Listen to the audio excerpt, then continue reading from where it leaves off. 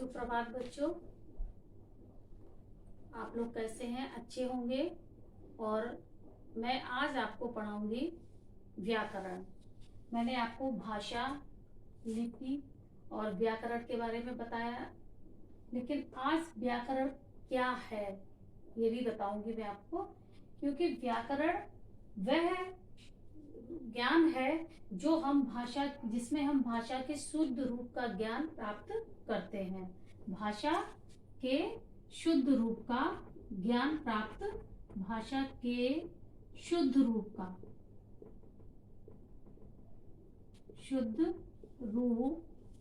का ज्ञान प्राप्त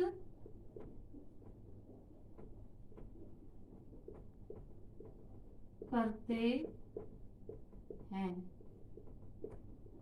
ठीक है। भाषा का जो शुद्ध रूप होता है, कभी कभी ऐसा होता है कि आपने गलत लिख दिया, ठीक है, तो उसमें हम व्याकरण का प्रयोग नहीं किया तो आपका वाक्य जो है वो गलत माना जाएगा। कुछ भी वाक्य आप लिख देंगे, वह घर जाते हैं, तो ये आपका अशुद्ध वाक्य है। ये आपका अशुद्ध वाक्य, क्योंकि वह आपका एक वचन है, एक वचन। ठीक है।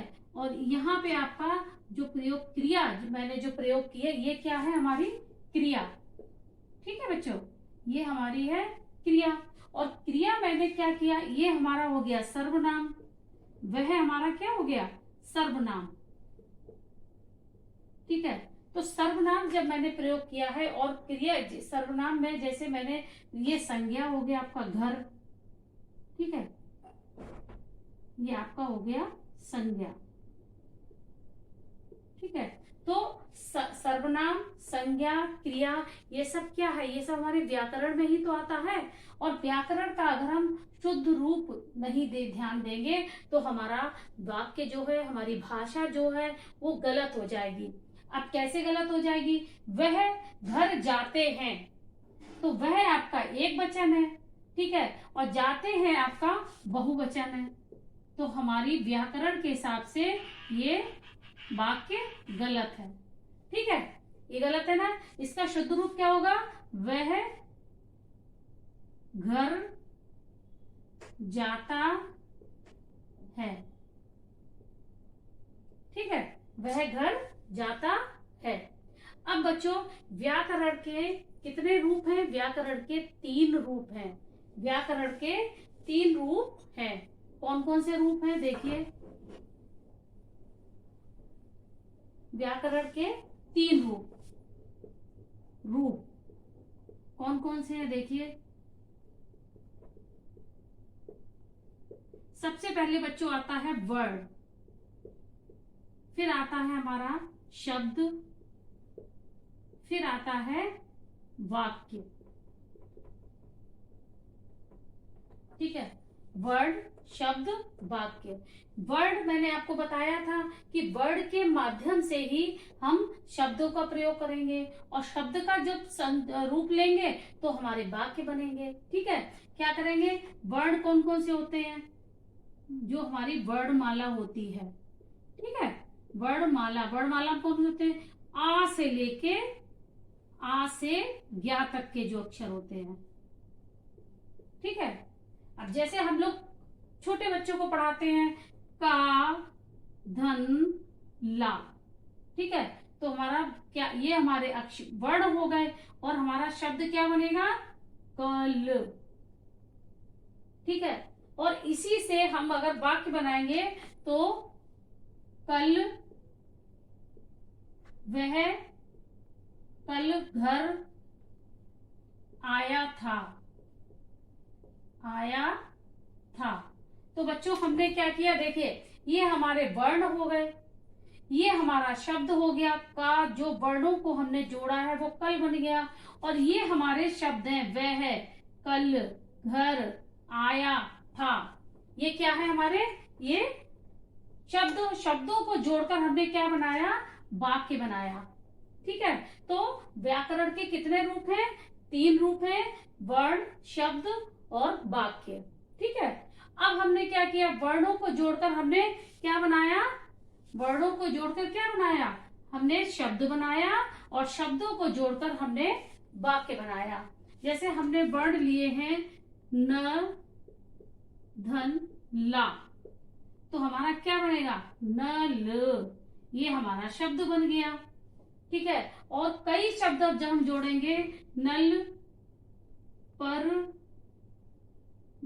घर, ये हमारे शब्द बनेंगे, प, र, ग, र, तो ये हमारे शब्द बन गए हैं। और कई शब्दों का जो शब्दों का सार्थक समूह, समूह मीन्स ग्रुप जो होता है, सार्थक इसलिए कहा जाता है कि हमें शब्दों को सही क्रम में लेना है और उनका सही अर्थ होना चाहिए। उल्टा सीधा अर्थ लेंगे तो आपके वाक्य गलत हो जाएंगे।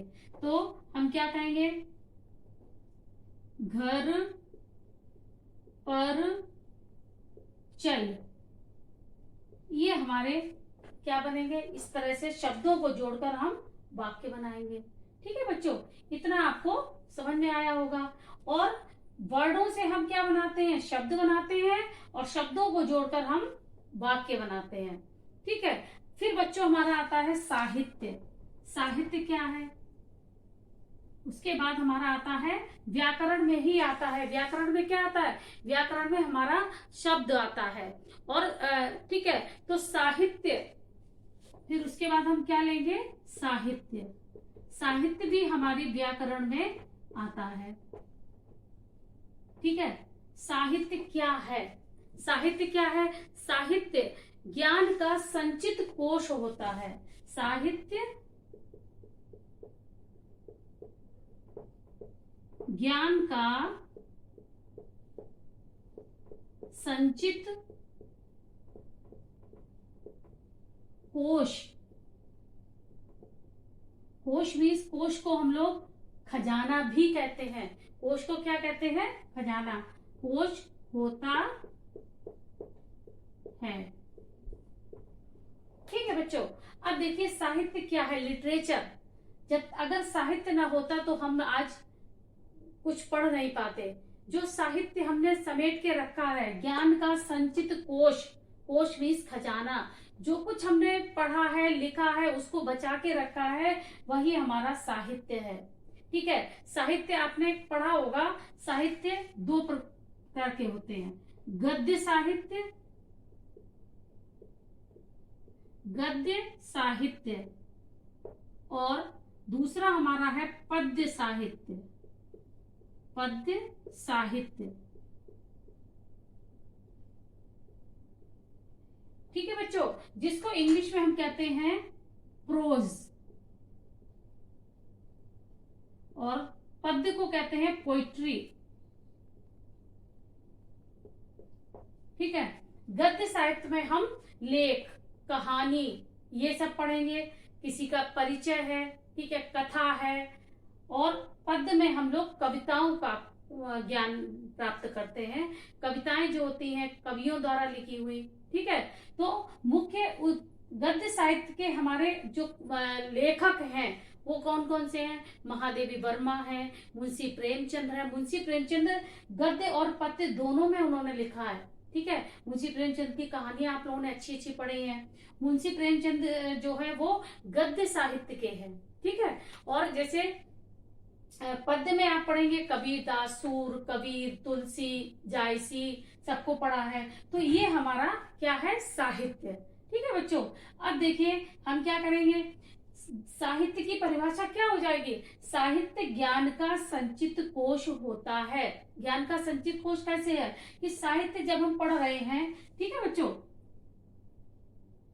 कैसे क्या पढ़ रहे हैं, कि अब जब हमने संचित कोश, कोश मीन्स जो हमारा खजाना है, उसको एकत्र किया है, तभी तो आप उनके बारे में पढ़ रहे हैं। अगर हम लोग को ये खजाना न मिलता तो हम हिंदी साहित्य का जो इतिहास है पढ़ रहे हैं, शायद वो आज हमें पढ़ने को नहीं मिलता, और हमें कोई ज्ञान नहीं होता कि व्याकरण क्या है, साहित्य क्या है, हिंदी क्या है।